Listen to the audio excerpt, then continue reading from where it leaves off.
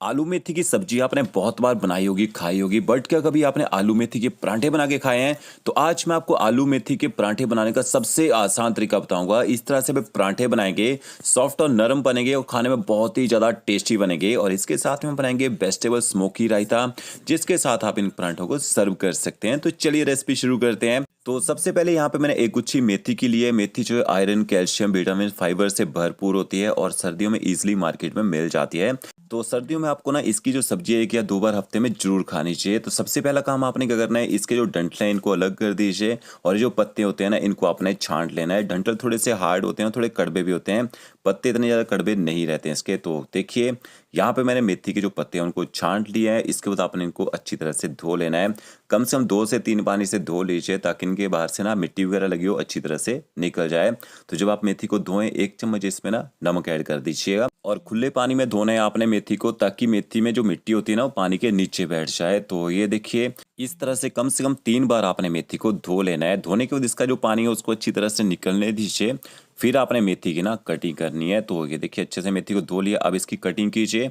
तो मोटा मोटा काटना है मेथी को, ज़्यादा बारीक काटने की जरूरत नहीं है इसको। ये देखिए इस तरह से मोटी मोटी कटिंग आप इसकी कर लीजिए। अब मेथी में जो कड़वा टेस्ट होता है ना उसको ख़त्म कैसे करना है वो तरीका आपको बताता हूँ। यहाँ पे मैंने कढ़ाई ली है, थोड़ा सा उसमें ऑयल ऐड करेंगे। आप ऑयल की जगह घी का यूज़ कर सकते हैं, बटर का यूज़ कर सकते हैं इसको भूनने के लिए।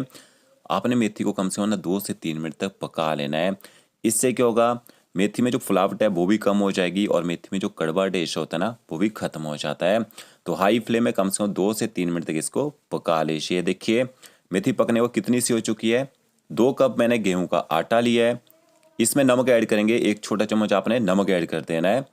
साथ में आपने इसमें थोड़ा सा हल्दी पाउडर ऐड करना है, इससे कलर अच्छा आएगा। 1 छोटा चम्मच आप इसमें चिली फ्लेक्स ऐड कर दीजिए। 1 छोटा चम्मच आपने अजवाइन ऐड करनी है। थोड़ा सा बारीक कटा हुआ अदरक और थोड़ी सी हरी मिर्च डाल दीजिए। और 3 यहाँ पे मैंने उबले हुए आलू लिए थे मीडियम साइज के, उनको कद्दूकस कर लिया है, उनको भी ऐड कर देना है। साथ में आपने इसमें ना बेसन ऐड करना है।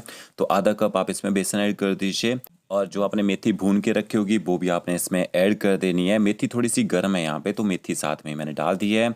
अच्छी तरह से सारे इंग्रेडिएंट्स को आपने मिक्स कर लेना है। अभी आपने पानी का यूज़ नहीं करना है, अच्छे से मिक्स कीजिए क्योंकि आलू में मॉइस्चर रहता है, मेथी में मॉइस्चर रहता है। तो पहले आप इन सारे इंग्रेडिएंट्स को मिक्स कर लेंगे, फिर उसके बाद आप इसमें पानी ऐड कीजिएगा। तो ये देखिए बिना पानी से हमारा जो डो है थोड़ा सा गीला हो चुका है।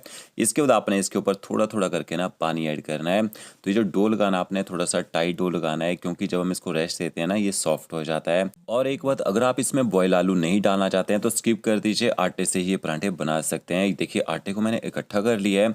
अब आपने इसको कम से कम ना 3 से 4 मिनट तक गूंद लेना है, ताकि हमारे डो है परांठे बनाने के लिए जल्दी सेट हो जाए। तो जब आप आटे को गूंदे हल्का हल्का सा ना पानी स्प्रिंकल करते रहना है ऊपर से। तो ये देखिए डो हमने लगा लिया है, हल्का सा ऊपर ऑयल लगाइए और इस डो को ना इकट्ठा कर लीजिए। इस तरह से इकट्ठा करके ना इसको 15 से 20 मिनट का रेस्ट देना है। इसके बाद आप इसके परांठे बना सकते हैं। तो ऊपर से कवर कर देते हैं ताकि हमारा जो डो है वो सूखे ना यहाँ पे। तो डो हमारा तैयार हो चुका है। इसके बाद आपने इसके ना पेड़े बनाने हैं। अब मैं आपको ना 2 तरीके बताऊंगा, एक ट्रायंगल शेप में परांठे बनाएंगे और एक सिंपल राउंड शेप में परांठे बना के तैयार करेंगे। इस तरह से थोड़ा सा डो ले लीजिए, जो बच जाएगा ना उसके ऊपर आप ना वैसे ही प्लेट रख दीजिए। टेबल के ऊपर थोड़ा सा आपने सूखा आटा डस्ट करना है और इस तरह से इसका रोल बना लेना है। इसके ना बड़े बड़े पेड़े बनाने हैं, थोड़े से ज़्यादा छोटे पेड़े नहीं बनाने हैं। रोटी से थोड़ा डबल पेड़ आप बना सकते हैं। तो इसके बाद पेड़ों को ना अच्छी तरह से राउंड कर लीजिए। 4 से 5 पेड़े बना के रख देंगे, उससे क्या होता है पेड़ा ना सॉफ्ट हो जाता है, पराठे जल्दी जल्दी बेल सकते हैं। साथ साथ में पेड़ा बनाते हैं तो पेड़ा थोड़ा टाइट रहता है, रोटी बनाने के लिए थोड़ा सा ना जोर लगाना पड़ता है। तो क्या देखिए 5 पेड़े यहाँ मैंने बना लिए हैं। इसके बाद ना इनको 2 मिनट का रेस्ट दीजिए। इसके बाद आपने इसको ना हल्का सा हाथ से दबाना है इस तरह से देखिए, और पेड़े के बाहर से ना आपने सूखा आटा लगा लेना है। और इसके बाद इसको ना इस तरह से देखिए बेलन की सहायता से बेल लीजिए। तो इस तरह से बड़ी सी रोटी आपने बना लेनी है। अब इसकी लेयर कैसे निकाली जाएगी, इसकी लेयर निकालने के लिए आपने ना इसके ऊपर थोड़ा सा ना बटर, घी या ऑयल लगाना है। यहाँ पे मैं बटर का यूज़ कर रहा हूँ। तो देखिए थोड़ा थोड़ा सा ना बटर लगा देते हैं, हल्का सा सूखा आटा डस्ट करना है ऊपर आपने और इस तरह से इसको ना फोल्ड कर दीजिए। एक फोल्ड करने के बाद फिर से थोड़ा सा बटर या घी लगाएंगे और हल्का सा सूखा आटा डस्ट करना है। आटे से क्या होता है लेयर ना अच्छे से निकल जाती है परांठे की, वो चिपकी नहीं रहती है और परांठा अंदर तक पक भी जाता है। फिर से आपने सूखा आटा लगाना है और इस तरह से इसको ना ट्रायंगल शेप में बेल लीजिए। पहले एक साइड को बेलन चलाइएगा, फिर दूसरी साइड को बड़ा करना है, तीसरी साइड को बड़ा कर लीजिए। तो ये 3 कोने वाला परांठा हमारा देखिए तैयार हो चुका है। इसके बाद अपने परांठे को ना हाथों के ऊपर घुमा लेना है ताकि बाहर से जो सूखा आटा लगा रह जाता है ना वो पूरी तरह से निकल जाए। और सिंपल परांठे बनाना चाहते हैं अगर आपके पास टाइम ना हो फोल्डिंग का, तो ये देखिए पेड़ा लेना है, थोड़ा सा बड़ा कीजिए और इसकी आपने बड़ी सी रोटी बना के तैयार कर लेनी है। तो इस तरह से आप ये सिंपल परांठे ना जल्दी जल्दी बना सकते हैं। और मेथी के परांठे ना ज़्यादातर बच्चे बहुत पसंद करते हैं क्योंकि मेथी की सब्जी खाने में थोड़ी सी कड़वी लगती है ना उनको, तो परांठे बना के खिलाएंगे ना बच्चे भी भर भर के मेथी खा पाएंगे। इसके बाद परांठों को सेकना, आपने तवे को थोड़ा सा गर्म कर लीजिए, फिर आपने थोड़ी देर बाद इसको पलटी कर देना है। जब इसके एक साइड में कलर आना शुरू हो जाएगा और दूसरी साइड को पलटी कीजिए, फिर आपने इसके ऊपर थोड़ा सा घी लगाना है, बटर भी लगा सकते हैं, ऑयल का यूज़ भी कर सकते हैं परांठे बनाने के लिए। फिर आप इसको पलटी कीजिए, दूसरी साइड में भी आपने थोड़ा थोड़ा सा ना घी लगाना है। तो देखिए जब दोनों साइड आप घी लगा दें, इसके बाद आपने गैस की फ्लेम ना मीडियम टू हाई रखनी है और मीडियम टू हाई फ्लेम में परांठे को अच्छी तरह से सेक लेना है। तब तक सेकना है जब तक परांठे के बाहर से एक अच्छा क्रंच ना आ जाए और पराठा अंदर तक अच्छे से पक ना जाए। तो देखिए बहुत ही बढ़िया परांठे के ऊपर कलर आ चुका है। इस तरह से गर्मा गर्म परांठे ना सर्व कर लीजिए। आप इनको सफ़र के लिए ले जाना चाहें तो सफ़र के लिए भी ले जा सकते हैं। एकदम सॉफ्ट रहते हैं खाने में, चाय के साथ खाना जाए चाय के साथ भी खा सकते हैं। और ये राउंड शेप का परांठा है, इस तरह से भी बना सकते हैं। अब यहाँ पे मैंने 300 ग्राम दही ली है। दही में आपने थोड़ा सा नमक ऐड करना है, रायता बनाएंगे हम इसका।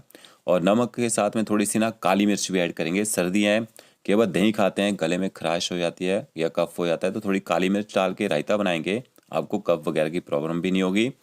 फिर आपने इसमें ना थोड़ी सब्जियाँ ऐड करनी है। थोड़ा सा खीरा, प्याज और टमाटर लिए मैंने, वो भी मैंने इसमें ऐड कर दिए हैं। मेथी के परांठे के साथ ये रायता बहुत ही टेस्टी लगता है खाने में।